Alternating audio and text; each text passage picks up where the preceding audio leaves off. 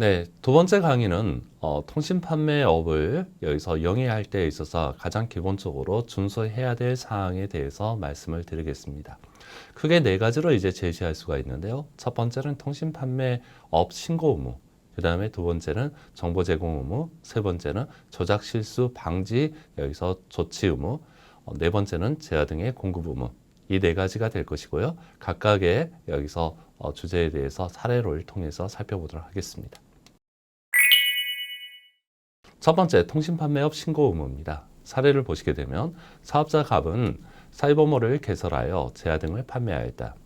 비교적 저렴한 가격대의 제야를 판매하였기 때문에 거래량은 많았지만 매출액 4천만 원은 높지 않았다. 그러나 친구로부터 통신 판매업을 하기 때문에 신고를 해야 하며 신고를 하지 않고 영업을 할 경우에 벌금이 부과된다는 말을 들었다. 자, 그럼 질문입니다. 갑은 통신 판매업자로서 신고하지 않았기 때문에 벌금을 부과받게 되는가? 이 내용이고요. 이에 대한 해설을 살펴보도록 하겠습니다. 전자선거래법에 따르면 통신 판매업자는 지방자치단체의 장에게 통신 판매업을 신고해야 합니다. 따라서 통신 판매업자는 지방자치단체에 신고해야 하지만 영세사업자에게는 그 의무를 면제하고 있습니다. 신고 의무가 면제되는 사업자는 직전 연도 동안 통신 판매의 거래 횟수가 50회 미만인 경우 또는 부가가치세법 제2조 제4호의 간이가세자인 경우입니다. 여기서 간이가세자는 직전 연도에 공급 대가의 합계액이 4,800만 원 미만인 사업자입니다. 이 기준은 매년 이제 변경이 될 수가 있는데요. 지금 2020년을 기준으로 한 금액입니다.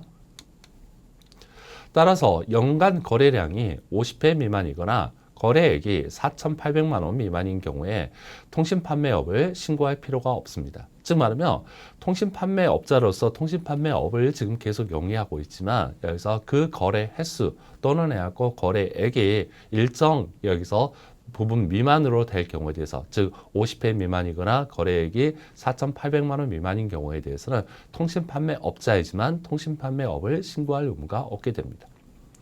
여기서 두 가지 요건 중 어느 하나를 충족한 경우에 신고 의무는 면제되기 때문에 이 중 어느 하나의 요건을 충족하였다 하더라도 다른 요건을 충족하지 못하는 경우에 신고 의무는 면제가 됩니다. 예를 들어서 연간 매출액이 10억 원이라고 하더라도 거래 횟수가 40회, 즉 이제 그 매 거래당에 그 금액이 굉장히 이제 고가라는 것이죠. 그래서 매출액이 약 10억이라고 하더라도 여기에 대해서 거래 횟수가 40회일 경우에 매출액 기준은 충족하였지만 거래 횟수 요건은 충족하지 못하였기 때문에 신고 의무는 면제가 됩니다. 반면에 거래 횟수가 약 1000회라고 하더라. 아까 좀 전에는 이제 거래 횟수가 이제 충족되지 못한 경우죠. 그런데 이 경우는 거래 횟수가 약 충족된 경우를 한번 살펴보겠습니다. 거래 횟수가 1000회라고 하더라도 거래액이 3천만 원인 경우에 거래액 요건을 충족하지 못했기 때문에 신고 의무가 면제가 됩니다. 그렇다면 신고 의무가 인정되는 경우는 여기서 거래 횟수와 그 다음에 거래액 요건을 모두 충족한 경우에 한정이 된다는 것이죠. 이러한 기준은 연간을 기준으로 하며 단연간의 누적 기준이 이를 초과하더라도 해당 연도의 매출액 또는 거래 횟수가 이를 충족하지 못한 경우도 신고 의무는 계속 면제가 됩니다.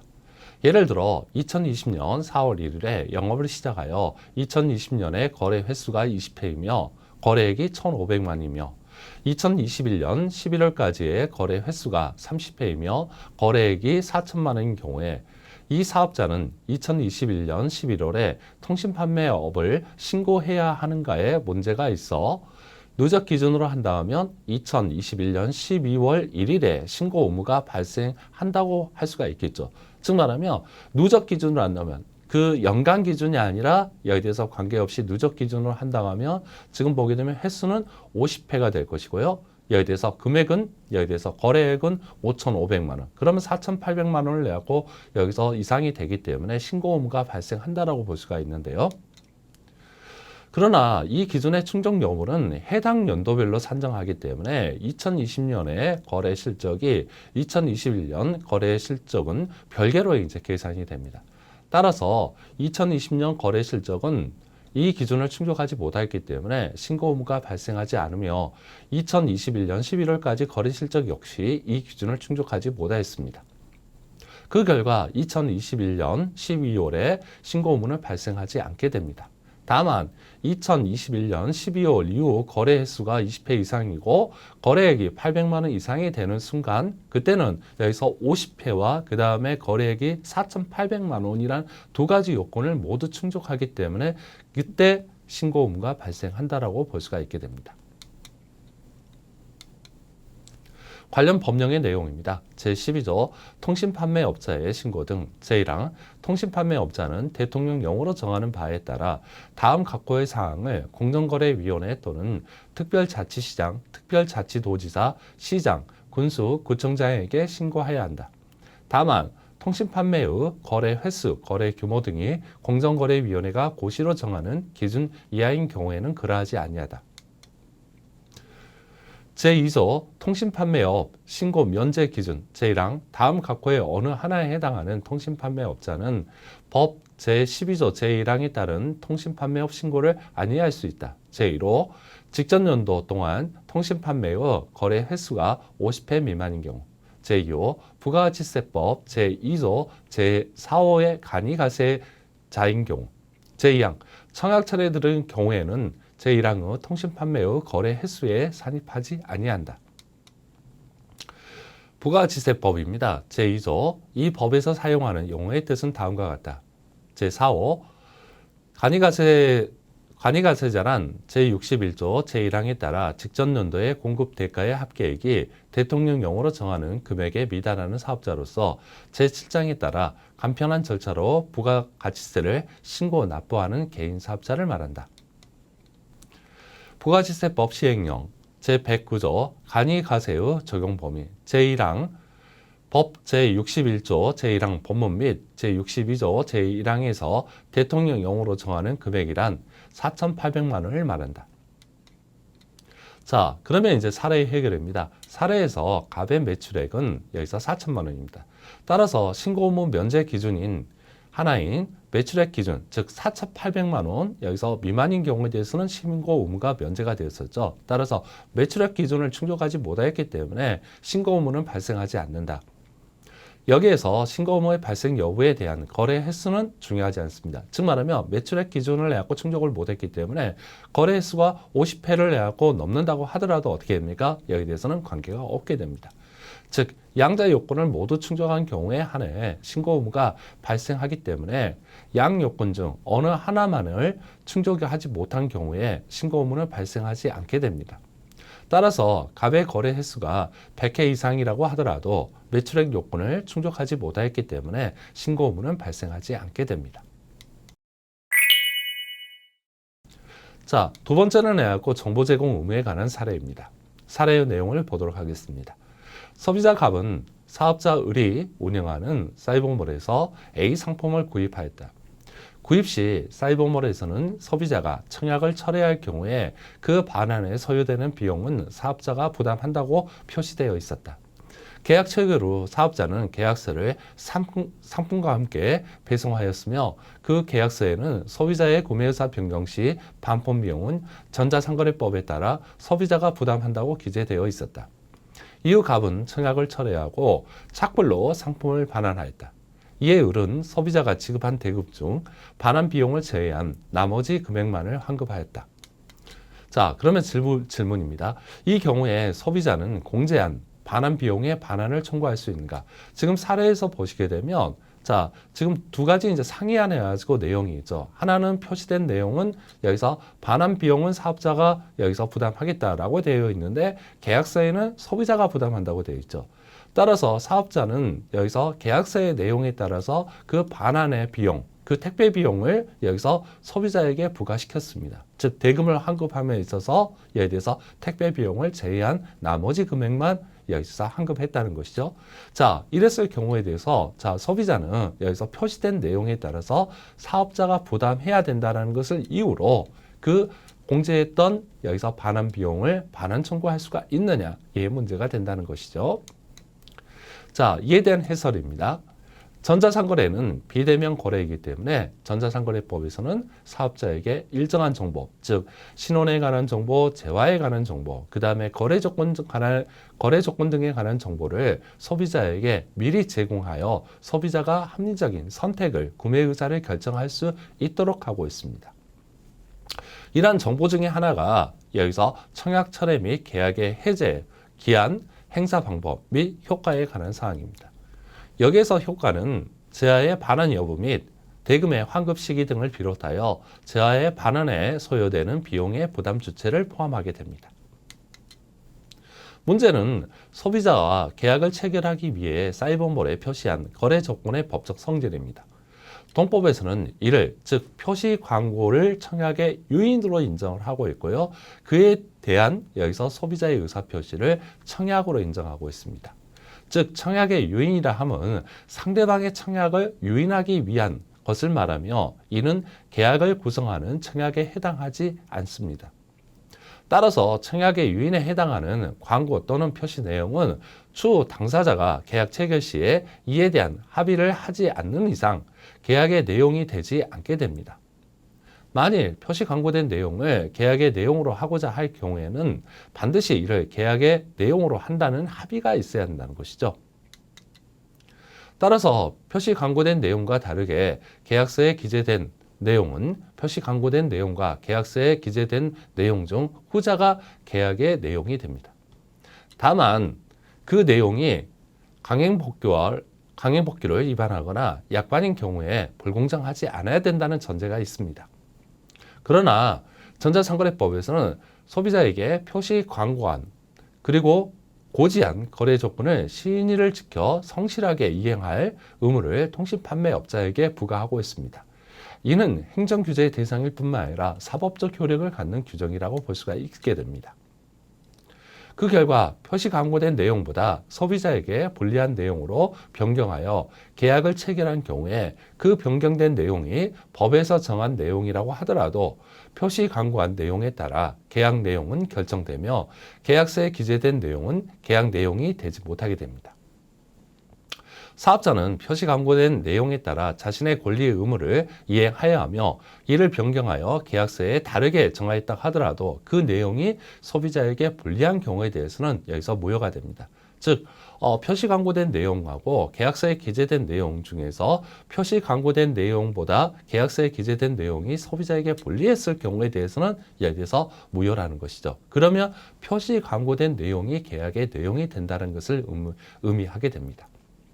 만약 이를 위반한 경우에 해당 사업자에게는 시정명령이 부과될 수 있으며 시정명령을 이행하지 않은 경우에 3년 이하의 징역 또는 1억 원 이하의 벌금이 부과되게 됩니다.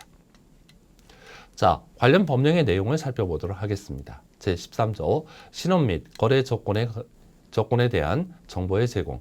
제2항 통신판매업자는 소비자가 계약 체결 전에 재화 등에 대한 거래 조건을 정확하게 이해하고 실수나 착오 없이 거래할 수 있도록 다음 각호의 사항을 적절한 방법으로 표시 광고하거나 고지하여야 하며 계약이 체결되면 계약자에게 다음 각호의 사항이 기재된 계약 내용에 관한 서면을 재화 등을 공급할 때까지 교부하여야 한다.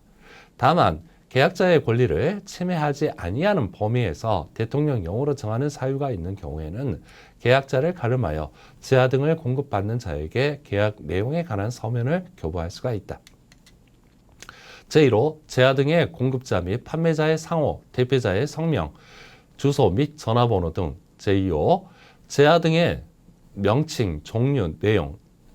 제2호의 2 재화 등의 정보에 관한 사항, 이 경우 제품에 표시된 기재로 재화의 내용에 관한 서면의 기재를 가름할 수 있다. 제3호 재화 등의 가격, 그 가격이 결정되지 아니한 경우에는 가격을 결정하는 구체적인 방법, 그리고 지급 방법 및 지급 시기. 제4호 재화 등의 공급 방법 및 공급 시기.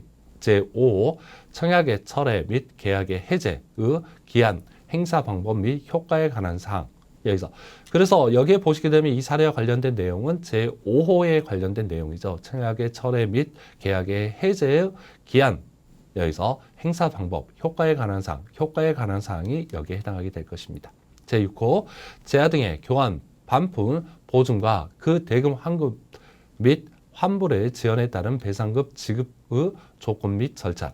제7호 전자매체로 공급할 수 있는 제야 등의 전송, 설치 등을 할 때 필요한 기술적 사항. 제8호 소비자 피해 보상의 처리, 제야 등에 대한 불만 처리 및 소비자와 사업자 사이의 분쟁 처리에 관한 사항. 제9호 거래의 약관이 되게 됩니다. 자, 제5항에서 이제 통신판매업자는 제2항에 따라 소비자에게 표시 광고하거나 고지한 거래 조건을 신의를 지켜 성실하게 이행해야 된다. 즉 말하면 여기서 단지 표시 광고된 내용은 청약에 유인하기 위한 해가지고 여기서 내용이 아니라 사실상 계약의 내용으로서 여기서 편입된다. 즉 따라서 여기에 대해서 계약의 내용이 되기 때문에 통신판매업자는 소비자에게 표시 광고하거나 또는 해갖고 거래한 거래 조건을 여기서 고지한 거래 조건을 신의를 지켜 성실하게 이행해야 된다. 그 내용대로 이행해야 된다는 것을 말하게 되죠. 자, 그러면 사례 해결입니다. 사례에서 사업자는 사이버몰에 소비자가 청약 처리 시 반환 비용에 대해 사업자가 부담한다고 표시하였습니다. 그러나 계약서에서는 소비자의 단순 구매 의사 변경에 따른 청약 처리 시 그 반환 비용은 소비자가 부담한다고 기재하였습니다. 즉 계약서에 기재된 내용은 전자상거래법에 합치한 내용이지만 표시 광고된 내용과 여기서 비교하여 소비자에게 불리합니다. 즉 표시 광고된 내용은 사업자가 반환 비용을 부담한다고 되어 있고요. 그 다음에 계약서에는 해가지고 여기서 소비자가 부담한다고 되어 있다. 그러면 계약서의 내용이 어떻게 됩니까? 표시 광고된 내용보다 소비자에게 불리하게 되죠. 그 결과 변경된 내용은 계약서에 기재되었다고 하더라도 소비자에게 불리하기 때문에 계약의 내용이 되지 못하며 표시 광고한 내용에 따라 반환 비용을 소비자에게 부담시킬 수가 없게 됩니다.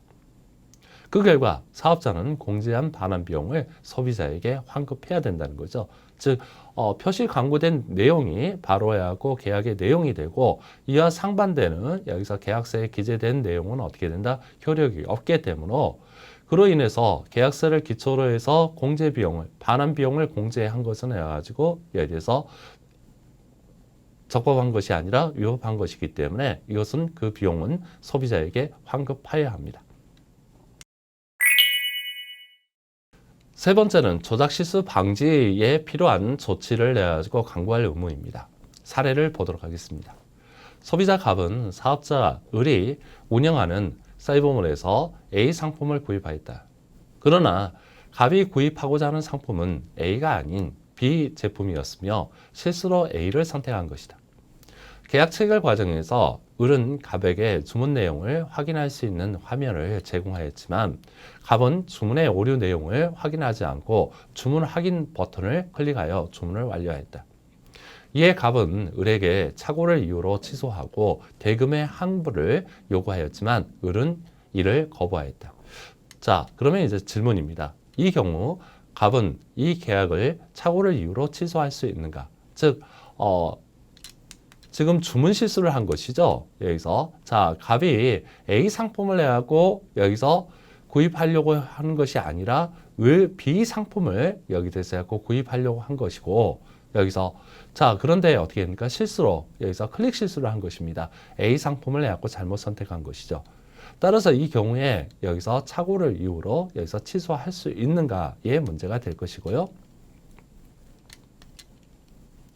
그 다음에 두 번째, 만약에 착오를 이유로 취소할 수가 없다고 한다면 갑은 여기서 다른 방법을 통해서 이 계약을 해소할 수 없는가의 문제가 같이 다뤄져야 될 것 같습니다. 예, 그러면 여기서 각각 그 질문에 대한 해설을 살펴보도록 하겠습니다. 첫 번째 질문에 대한 해설입니다. 표의자가 의사와 표시가 불일치하다는 사실을 알지 못하고 의사 표시를 하였을 경우에 이를 착오라고 합니다. 민법에서는 착오를 이유로 여기서 의사표시를 하였을 경우에 표의자가 취소할 수 있도록 규정하고 있습니다. 다만 법률행위의 중요 부분에 대한 착오가 있어야 하며 표의자에게 중대한 과실이 없어야 됩니다. 전자상거래는 비대면 자동화된 해가지고 여기서 거래이기 때문에 여기서 주문 시스템을 통해서 계약이 체결됩니다. 따라서 소비자가 주문을 하면서 실수로 다른 제야를 선택하거나 수량을 잘못 표시 또는 선택할 수가 있습니다. 이 경우 역시 민법상 착오, 즉 생각한 거하고 표시된 내용이 다르기 때문에 이것은 역시도 어떻게 된다? 착오에 해당한다는 것이죠. 그러나 모든 착오에 대해 취소할 수 있는 것은 아니며 그 계약의 중요 부분에 대한 착오가 있고 이러한 착오를 함에 있어 소비자에게 중대한 과실이 없어야 합니다.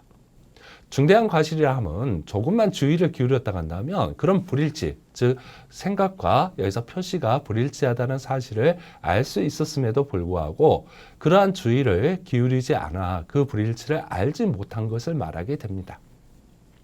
문제는 전자상거래에 있어 입력 또는 선택 실수에 있어 중과실이 존재하는지 여부입니다. 일반적으로 소비자가 잘못 선택한 경우에는 있어 과실은 존재하지만 중대한 과실이 있다고 단정할 수는 없게 됩니다. 이에 전자상거래법에서는 주문 실수로 인한 사업자와 소비자 간 분쟁이 발생할 수 있다는 점을 고려하여 소비자가 입력 실수 여부를 확인하고 실수가 있을 경우에 이를 정정할 수 있는 절차를 마련할 의무를 사업자에게 부과하고 있습니다. 만약 사업자가 이러한 절차를 마련하였음에도 불구하고 소비자가 주문 과정에서 실수를 한 경우에 중대한 과실이 있다고 판단할 가능성이 높습니다. 즉, 주문 과정에서 잘못 선택을 하였고 그 실수를 정정할 수 있는 기회인 주문 확인 및 정정 절차를 제공하였음에도 불구하고 소비자가 이를 확인하지 않아 잘못된 주문을 하였다고 한다면 중대한 과실이 있다고 볼 수가 있게 됩니다. 따라서 이 경우에 소비자는 민법상 착오를 이유로 취소할 수가 없게 되죠. 즉 말하면 생각과 다른 표시를 하였다는 점에 대해서는 인정이 되지만 그리고 여기서 다른 물건을 선택하였기 때문에 중요 부분에 대한 착오라고도 볼 수가 있습니다. 다만 여기서 착오를 이유로 취소하기 위해서는 뭐가 없어야 되는데 중대한 과실이 없어야 되는데 이런 착오 여부를 입력 실수 여부를 확인하고 정정할 수 있는 기회를 제공했음에도 불구하고 여기 대해서 그걸 간과하고 여기서 그런 의사표시를 하였다 한다면 중대한 과실이 있는 것으로 볼 수가 있다는 것이죠. 따라서 이 경우에 소비자는 민법상 착오를 이유로 취소할 수가 없게 됩니다. 다만 그러면 이제 두 번째 질문이죠. 첫 번째 질문에 대한 해설을 방금 말씀을 드렸고요. 두 번째 질문에 대한 해설을 이어서 살펴보도록 하겠습니다. 다만 소비자는 전자상거래법에 따라 청약을 철회하여 계약을 해소할 수는 있습니다. 물론 제한을 사용하지 않았거나 사용하였다 하더라도 그 가치가 현저히 감소하지 않았다는 것이 약구 전제가 돼야 됩니다. 반면에 소비자에게 중대한 과실이 없는 경우에 소비자는 민법상 취소권과 전자상거래법상 청약철회권을 여기서 행사할 수가 있게 됩니다. 민법상 취소권은 추인할 수 있는 날로부터 3년 또는 계약을 체결한 날부터 10년 이내에 행사할 수가 있게 되고요. 반면에 청약철회권은 7일 이내에 행사해야 하며 받은 제한을 반환하고 사용에 따라 얻은 이익 등이 있는 경우에 사업자는 그 이익 등을 반환해야 됩니다. 자, 관련 법령의 내용입니다. 제7조 조작 실수 등의 방지. 사업자는 전자상거래에서 소비자의 조작 실수 등으로 인한 의사표시의 착오 등으로 발생하는 피해를 예방할 수 있도록 거래 대금이 부과되는 시점이나 청약 전에 그 내용을 확인하거나 바로잡는 데에 필요한 절차를 마련해야 한다. 민법 제109조 착오로 인한 의사표시 제1항 의사표시는 법률행위의 중요 내용 부분에 착오가 있는 때에는 취소할 수가 있다. 그러나 그 착오와 표의자의 중대한 과실로 인한 때에는 취소하지 못한다. 제2항 전항의 의사표시 취소는 선의 제3자에게 대항하지 못한다. 자, 사례에 대해서 첫 번째 질문에 대한 해결입니다. 사례에서 을은 소비자의 주문 실수를 방지하기 위해 청약 확인 및 정정 절차를 제공하였지만 갑은 자신의 주문 실수를 확인하지 않았습니다. 따라서 착오에 의한 주문이라고 하더라도 중대한 과실이 있기 때문에 갑은 취소할 수가 없게 됩니다. 두 번째 질문에 대한 해결입니다. 갑은 착오를 이유로 취소할 수 없다고 하더라도 전자상거래법에 따라 청약을 철회하여 계약을 해소할 수가 있게 됩니다. 다만 그 상품이 갑의 책임 있는 사유로 멸실 또는 훼손한 경우 또는 사용에 의해 그 가치가 현저히 감소하여 재판매할 수 없는 경우에는 청약을 철회할 수가 없게 됩니다. 네 번째, 제야 등의 공급에 관한 사례입니다. 사례의 내용입니다. 소비자 갑은 사업자의 사이버몰에서 A 상품에 대한 구매에 관한 청약을 하고 대금을 지급하였다. 이후 을은 청약이 잘 접수되었으며 3일 이내에 배송하겠다는 메일을 소비자에게 보냈다. 그 10일이 지난 후에 을은 상품이 품절되었기 때문에 배송할 수 없으며 대금을 환급한다고 하면서 은행과 계좌번호를 알려달라고 하였다. 자, 그럼 질문입니다. 갑은 을에게 대금 환급 이외에 손해배상을 청구할 수 없는가? 즉, 지금 이제 주문을 했는데 나중에 와서 주문 배송할 수 없다라고 이야기를 했고요. 따라서 해갖고 대금을 돌려준다라고만 합니다. 그러면 별도로 대금 이외에 손해배상을 해갖고 청구할 수 있는가의 문제를 여기서 제기하고 있는 것이죠. 그러면 이에 대한 해설을 살펴보도록 하겠습니다. 전자상거래는 비대면으로 체결되는 계약이다. 따라서 소비자는 계약을 지급할 의무를 부담하고 사업자는 제야 등을 공급할 의무를 부담하게 됩니다. 즉 비대면으로 체결되지 이것은 어떻게 됩니까? 제야에 대한 매매 계약이라는 것이죠. 그래서 구입하는 소비자의 입장에서는 대금을 지급해야 될 의무를 부담하게 되고 판매하는 사업자의 입장에서는 여기서 제야 등을 공급할 의무를 부담하게 됩니다. 다만 대면 거래와 달리 비대면 거래이기 때문에 일방이 선이행하는 것이 요구되며 일반적으로 소비자는 청약 도중에 또는 청약과 함께 대금을 지급합니다. 따라서 소비자가 대금을 선지급하였을 경우에 재화의 공급 문제, 즉 말하면 계약이 체결되었기 때문에 소비자는 대금 지급 의무, 그 다음에 사업자는 여기서 제야 등의 공급 의무를 부담하게 되는데요. 소비자가 청약 과정 또는 청약과 동시에 대금을 지급하였기 때문에 이제 남는 의무는 사업자의 여기서 제야 등의 공급 의무만 남게 된다는 것이죠. 따라서 소비자가 대금을 선지급하였을 경우에 제야의 공급 문제만 남게 되며 조속한 이행을 통해 소비자가 계약 목적을 달성할 수 있도록 전자상거래법에서는 제야 등의 공급 시기에 대해서 규정을 하고 있습니다.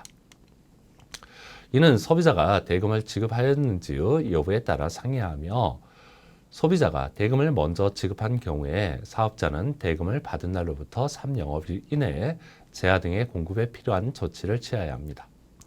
반면에 대금을 받지 않은 경우에는 7일 이내에 제야 등의 공급에 필요한 조치를 취해야 합니다. 다만 그 이행 시기에 대해 다른 약정이 있는 경우에 대해서는 그 약정에 따릅니다. 즉 대금을 지급했느냐 대금을 지급하지 않았느냐에 따라서 3영업일 또는 7일 이내에 공급에 필요한 조치를 취하도록 하고 있는데요. 그런데 여기에 대해서 양 당사자 즉 소비자와 사업자 간에 있어서 제야 등의 공급 시기에 대해서 다르게 여기서 정했다. 즉 추후에 여기서 그 3영업일이 지나서 또는 해가지고 7일이 지나서야 꼭 공급하겠다라는 약정이 있게 된다면 그때는 그 약정에 따라서 공급하게 됩니다. 이와 같이 전자상거래법에서는 제야 등의 공급 시기를 규정하고 있으며 전자상거래가 체결되었다는 것이 전제돼야 됩니다. 즉 제야 등의 공급 의무는 제야에 따른 주된 급부 의무이기 때문에 계약의 유효한 성립이 전제돼야 됩니다. 다만 사업자가 제야 등의 공급을 공급하기 곤란한 경우에 지체 없이 그 사유를 소비자에게 통지하고 대금을 받은 날로부터 3영업일 이내에 환급 또는 환급에 필요한 조치를 취해야 합니다. 여기서 환급에 필요한 조치는 신용카드 결제의 경우에 결제 취소를 요청하거나 현금 결제의 경우에 소비자에게 환급하기 위한 계좌번호 등을 요청하는 것입니다. 그러나 이 기간 내에 환급하지 않았을 경우에 전자상거래법에서 정하는 지연이자 연 15%를 더하여 지급해야 됩니다. 반면에 민법에 따르면 제야가 존재하지 않았을 경우에 하나에 그 계약을 해지할 수 있으며 사업자는 대금을 받은 날로부터 이자, 여기서 약정이자가 있으면 약정이자를 내갖고 적용이 되는데요. 예를 들어서 약정이율이 없으면 상사 법정이율인 연 6%가 적용이 됩니다. 따라서 연 6%를 적용하여 계산한 지연이자를 더하여 지급해야 합니다. 그러나 시장에 단지 해당 제야가 있지만 사업자가 재고가 없다라는 이유로 계약을 해소하고 대금을 환급할 수는 없습니다. 이 중에 어느 법이 적용되느냐의 문제는 어느 법을 적용하는 것이 소비자에게 더 유리한 것인가에 따라 결정되며 이 경우에는 사업자가 언제 대금을 환급하였느냐에 따라 결정이 됩니다. 만일 3영업일 이내에 환급하였다면 민법을 적용하는 것이 소비자에게 더 유리하지만 4영업일 이후에 환급하였다고 한다면 전자상거래법을 적용하는 것이 소비자에게 더 유리하게 됩니다. 그러면 여기서 질문 두 번째, 여기서 그러면 만약 이런 정보를 내갖고 제공하지 않았을 경우에 대해서 여기서 조치를 내갖고 취하지 않았을 경우에 대해서 행정규제를 내갖고 부과할 수 있느냐의 문제가 될 것이고요. 사업자가 소비자로부터 대금을 받은 경우에 다른 약정이 있는 경우를 제외하고 3영업일 이내에 제야 등의 공급에 필요한 조치를 취해야 합니다. 만일 이를 취하지 않은 경우에 공정거래위원회는 시정명령을 부과할 수 있으며 시정조치명령에 따른 이행을 하지 아니한 경우 또는 시정조치만으로는 소비자 피해의 방지가 어렵고 소비자에 대한 피해 보상이 불가능하다고 판단되는 경우에 1년 이하의 기간을 정하여 그 영업의 전부 또는 일부의 정지를 명할 수가 있게 됩니다. 또한 영업정지에 가름하여 영업정지 대신에 여기서 과징금을 부과할 수도 있습니다. 이와 관련된 사건으로 소비자가 마스크를 주문하고 대금을 지급하였지만 마스크 가격의 폭등을 이유로 소비자에게 제야를 배송할 수 없다고 허위로 고지한 사건에서 공정거래위원회는 3영업일 이내에 마스크 공급에 필요한 조치를 취하지 않았다는 것을 이유로 4개의 온라인 마스크 판매업체에 시정명령과 과징금을 부과했습니다. 관련 법령의 내용입니다. 전자상거래법이고요. 제15조 제야 등의 공급 등 제1항 통신판매업자는 소비자가 청약을 한 날로부터 7일 이내에 제야 등의 공급에 필요한 조치를 하고 소비자가 제야 등을 공급받기 전에 미리 제야 등의 대금을 전부 또는 일부를 지급하는 통신판매의 경우에는 소비자가 그 대금의 전부 또는 일부를 지급한 날로부터 3영업일 이내에 제야 등의 공급에 위하여 필요한 조치를 하여야 한다. 다만 소비자와 통신판매업자 간의 제야 등의 공급 시기에 관하여 따로 약정한 것이 있는 경우에는 그러하지 아니하다. 제2항 통신판매업자는 청약을 받은 제야 등을 공급하기 곤란하다는 것을 알았을 때는 지체 없이 그 사유를 소비자에게 알려야 하고 선지급 시 통신판매의 경우에는 소비자가 그 대금의 전부 또는 일부를 지급한 날로부터 3영업일 이내에 환급하거나 환급에 필요한 조치를 하여야 한다. 제3항 통신판매업자는 소비자가 제야 등의 공급 절차 및 진행 사항을 확인할 수 있도록 적절한 조치를 하여야 한다. 이 경우 공정거래위원회는 그 조치에 필요한 사항을 정하여 고시할 수 있다. 제4항, 제2항에 따라 선지급 시 통신판매에서 제야 등의 대금을 환급하거나 환급에 필요한 조치를 하여야 하는 경우에는 제18조 제1항부터 제5항까지의 균형을 준용한다. 자, 그러면 첫 번째 질문에 대한 해결입니다. 사례에서 갑은 주문과 동시에 대금을 지급하였다. 따라서 을은 3영업일 이내에 제야의 공급에 필요한 조치를 취해야 하지만 그 조치를 취하지 않았다. 그리고 10일이 지난 후 제야의 공급이 불가능하다고 하면서 대금만 환급하였다. 이 경우에 제야의 공급이 불가능하기 위해서는 시장에서 이를 구할 수 없는 경우로 한정되며 단순히 재고가 없다는 것은 이에 해당하지 않게 된다는 것 말씀을 드렸습니다. 만일 시장에서 이를 구할 수 없어 제야를 공급할 수 없는 경우에 그 사실을 지체 없이 소비자에게 통지하고 대금을 받은 날부터 3영업일 이내에 환급을 해야 합니다. 그러나 사례에서는 10일이 경과하였기 때문에 3영업일을 초과한 부분에 대해서는 연 15%의 이자를 더하여 환급해야 됩니다. 즉 3영업일 이내에 환급을 해야 되는데 지금 10일이 경과했기 때문에 7일에 대해서는 연 15%의 이자를 더하여 환급해야 된다는 것이죠. 따라서 소비자는 지연기간에 대한 지연이자를 청구할 수가 있게 됩니다. 질문 두 번째에 대한 해결입니다. 사례에서 을은 3영업일 이내에 제야 등의 공급에 필요한 조치를 취하지 않았으며 받은 날로부터 3영업일 이내에 대금을 환급하지 않았습니다. 따라서 을에게 시정명령과 더불어 영업정지 처분 또는 과징금 처분이 부과될 수가 있게 됩니다.